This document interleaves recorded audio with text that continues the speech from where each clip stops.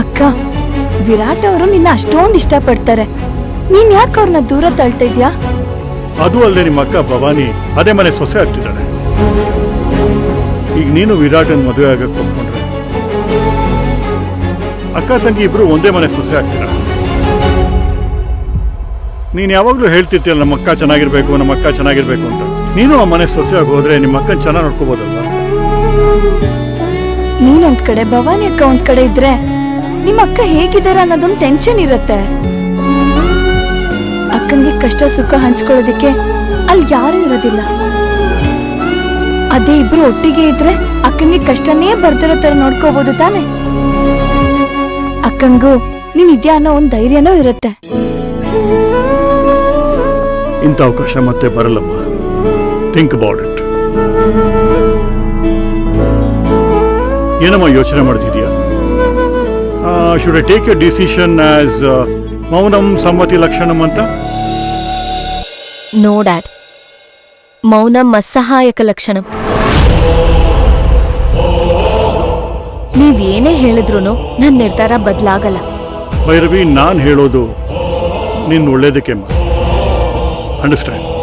ಅರ್ಥ ಆಗ್ತಿದೆ ಡ್ಯಾಡ್, ಆದ್ರೆ ಇಶಾನಿ ನನ್ನ ಬೆಸ್ಟ್ ಫ್ರೆಂಡ್. ಅವಳು ವಿರಾಟ್ನ ತುಂಬಾ ಅಂದ್ರೆ ತುಂಬಾ ಇಷ್ಟಪಡ್ತಿದ್ದಾಳೆ. ನಾನು ಅವಳಿಗೆ ಮೋಸ ಮಾಡೋದಕ್ಕಾಗಲ್ಲ. ದಯವಿಟ್ಟು ಪದೇ ಪದೇ ಇದೇ ಪ್ರಶ್ನೆ ಕೇಳಿ ನನಗೆ ಹಿಂಸೆ ಕೊಡ್ಬೇಡಿ. ಅಲ್ಲ ಅಕ್ಕ, ಅದು ಜಾನು ಪ್ಲೀಸ್ ಏನು ಹೇಳ್ಬೇಡ. ನಾನು ನಿರ್ಧಾರಕ್ಕೆ ಸ್ಟಿಕ್ ಆನ್ ಆಗಿದ್ದೀನಿ. ದಯವಿಟ್ಟು ಅದನ್ನ ಬದಲಾಯಿಸೋ ಪ್ರಯತ್ನ ಮಾಡಬೇಡ. We are not trying to change your decision. ನಿನ್ನ ಲೈಫ್ನ ಬದಲಾಯಿಸೋ ಪ್ರಯತ್ನ ಪಡ್ತಿದ್ದೀವಿ ಅಷ್ಟೇ. ವಿರಾಟ್ ನಿನ್ನನ್ನು ತುಂಬ ಇಷ್ಟಪಡ್ತಿದ್ದಾನೆ. ವಸುಂಧರಾ ಅವರು ಅವ್ರ ಮಗಂಗೋಸ್ಕರ ನಮ್ಮ ಮನೆಗೆ ಹೆಣ್ಣು ಕೇಳಕ್ಕೆ ಬಂದಿದ್ರು.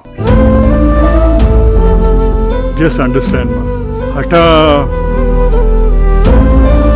ಡ್ಯಾಡ್, ಆಲ್ರೆಡಿ ಸಿಂಧು ಭೈರವಿಯಾಗಿ ಬದಲಾಗಿದ್ದಾಳೆ. ಇನ್ನೂ ಬದಲಾಗಕ್ಕೆ ಏನೂ ಉಳಿದಿಲ್ಲ.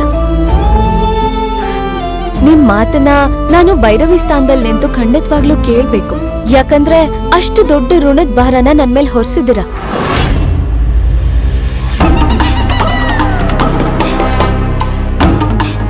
ಆದ್ರೆ ನೀವ್ ಏನೇ ಒಳ್ಳೆ ಮಾತು ಹೇಳಿದ್ರು ಅದು ಭೈರವಿಗ್ ಮಾತ್ರ ಸೀಮಿತ, ಸಿಂಧುಗಲ್ಲ.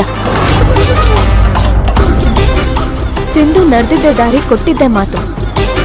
ನೀವ್ ಇದುವರೆಗೂ ಭೈರವಿ ಭವಿಷ್ಯದ ಬಗ್ಗೆ ಮಾತಾಡಿದ್ರಿ, ಆದ್ರೆ ಭೈರವಿ ಭವಿಷ್ಯ ಯಾವತ್ತೂ ಮುಗ್ದೋಗಿದೆ ಡ್ಯಾಡ್. ಸಿಂಧು ಈಗ ಅವಳ ಭವಿಷ್ಯನ ಕಟ್ಕೋತಿದ್ದಾಳೆ.